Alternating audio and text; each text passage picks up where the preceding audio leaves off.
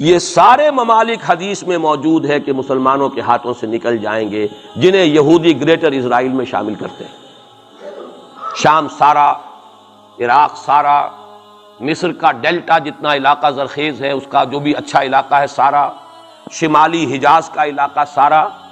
یہاں تک کہ حدیث میں تو آتا ہے کہ مدینے کے دروازوں تک پہنچ جائیں گے لیکن مدینے میں داخل نہیں ہو سکیں گے، اللہ تعالیٰ خصوصی حفاظت فرمائے گا۔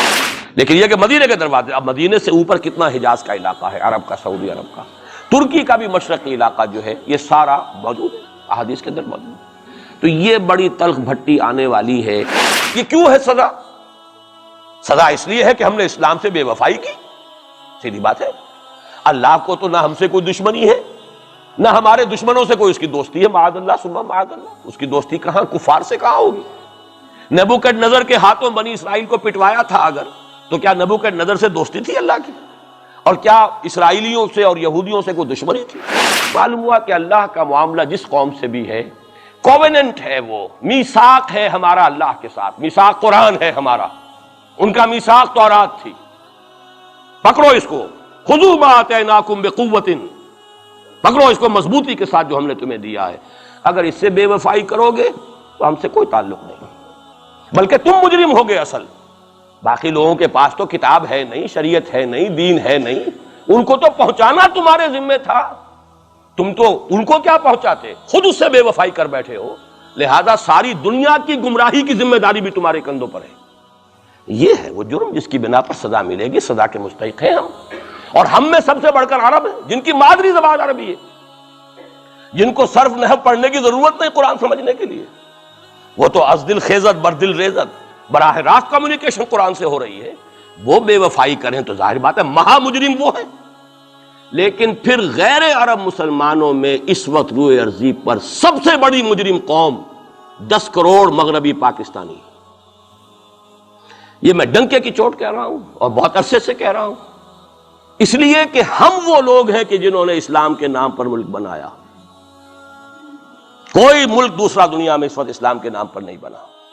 ہم وہ لوگ ہیں، پاکستان بنانے کے لیے لاکھوں جانیں مسلمانوں کی، کلمہ گوؤں کی گئیں اور ہزاروں عصمتیں لوٹیں،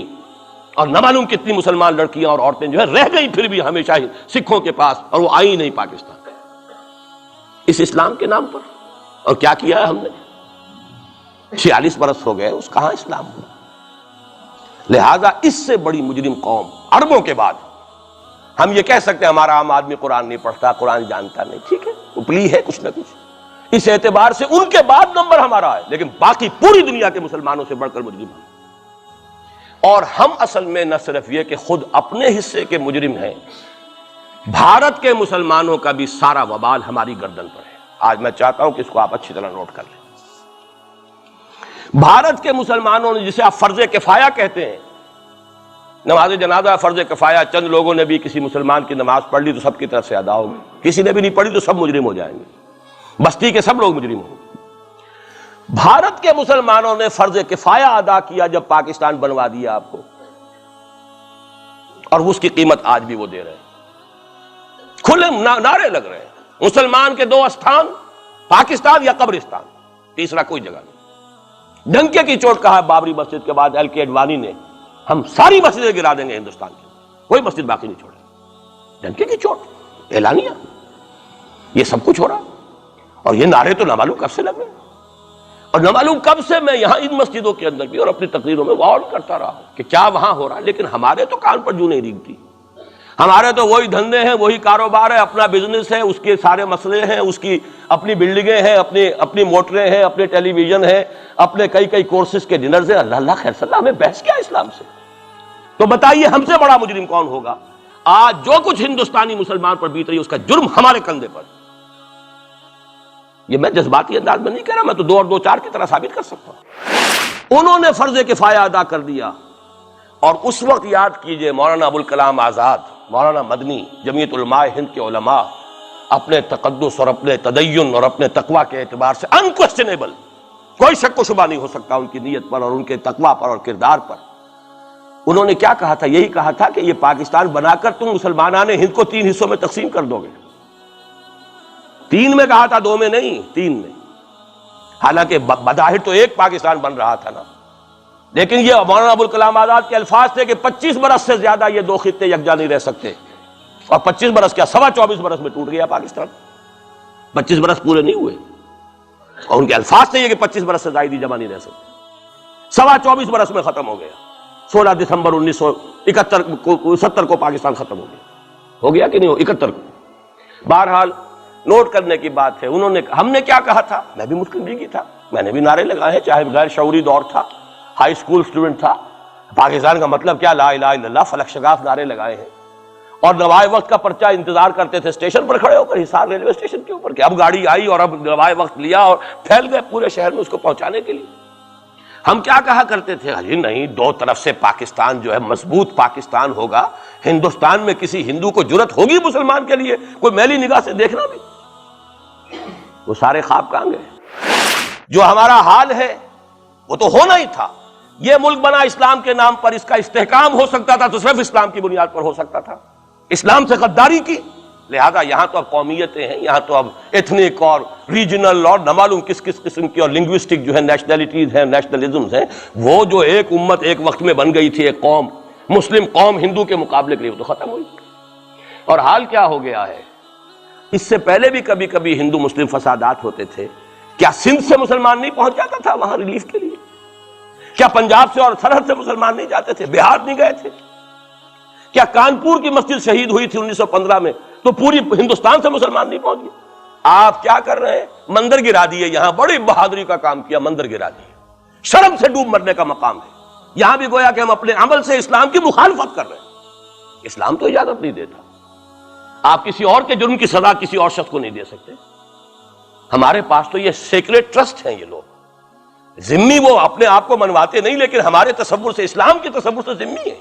ان کی جان مال عزت آبرو، ان کی عبادت گاہوں کی حفاظت کا ذمہ ہے ہمارا، ایک بڑی بہادری کی ہے، ذرا سوچئے تو صحیح کیا دنیا نے سوچا ہوگا، اور نتیجہ کیا نکلا؟ اگر کسی درجے میں بھی بابری مسجد کی شہادت پر کوئی دنیا میں کوئی رائے عامہ ہو سکتی تھی کوئی ہندوستان کے خلاف، ختم ہو گئی، جو انہوں نے کیا 10 گنا تم نے کر لیا، تم نے ایک مسجد گرائی ہے، تم نے اتنے 100 کہتے ہیں، پتہ نہیں مجھے تو معلوم نہیں 100 گرائے کتنے گرائے ہیں، بہرحال جتنے مندر تھے تم نے گرا دیے، فرق کیا ہے؟ ایک کردار ہے تمہارا، ایک ہی تمہارا اخلاق ہے، ایک ہی تمہارا معیار ہے، کوئی فرق ہی نہیں، بلکہ وہاں تو کم سے کم یہ تو رہا ہے دنیا کی آنکھوں میں دھول ڈالنے کے لیے، کم سے کم یہ کہ فورن منسٹری جو ہے اس نے ریزائن کیا،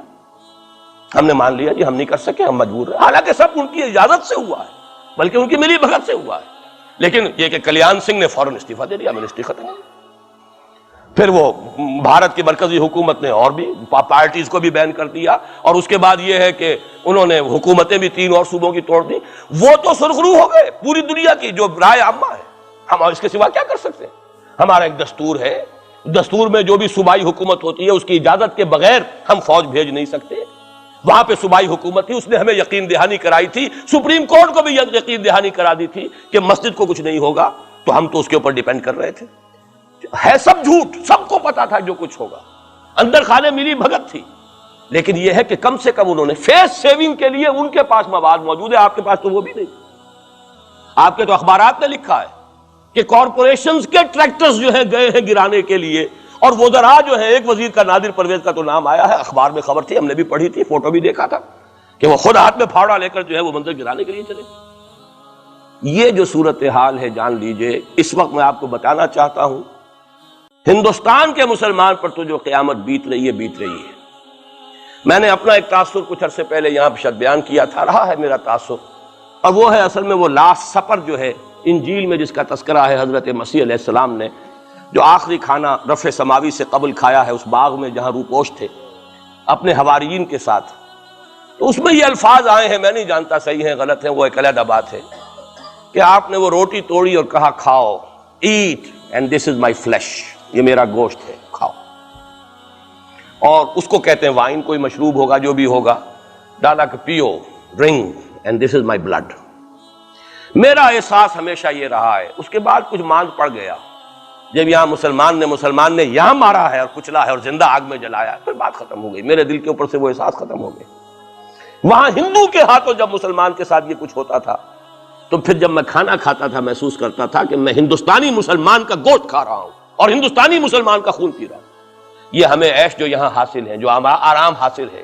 جو ہمیں یہاں پر سہولتیں حاصل ہیں، جو معاشی اس کی کاسٹ پر ہے. اس نے آپ کو یہ ملک لے کر دیا اور آج تک اس کی قیمت ادا کر رہا ہے،